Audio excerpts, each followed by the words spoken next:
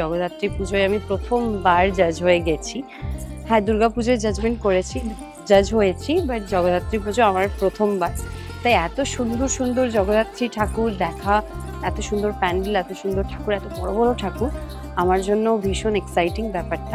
এটা ভীষণই টাফ ছিল, বিকজ ওইভাবে জাজ করা সত্যি ডিফিকাল্ট, কারণ কোনটা ছেড়ে কোনটাকে বেস্ট বলবো, কারণ সবই ভালো আর প্রত্যেকটা প্যান্ডেলের পিছনেই অনেক পরিশ্রম।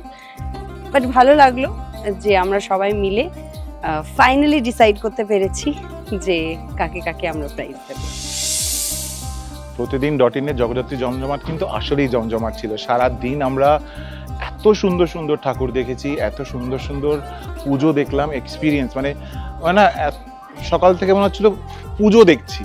পুজো, থিম, প্যান্ডেল, মার্কিং এগুলো অনেক দূরে, মানে অত সুন্দর সুন্দর মায়ের রূপ দেখে সত্যি মনে হচ্ছিল মন ভরে গেছে। 12 বছর পর একটা পুরস্কার ফেরত আসা মানে সেটা তার মানে সেই ডিমান্ডটা ছিল পুরস্কারটার, সেটা যেরকম তাদের প্রতি ডিমান্ড, আমাদের জন্য এটা বড় পাওয়া। প্রতিদিনকে ডট-ইনকে মানে ধন্যবাদ যে এরকম সুন্দর উদ্যোগে ফিরিয়ে আনার জন্য, এবং আগামী বছর যেন এগুলো আরো বড় এবং আরো গ্র্যান্ড ভাবে হয়।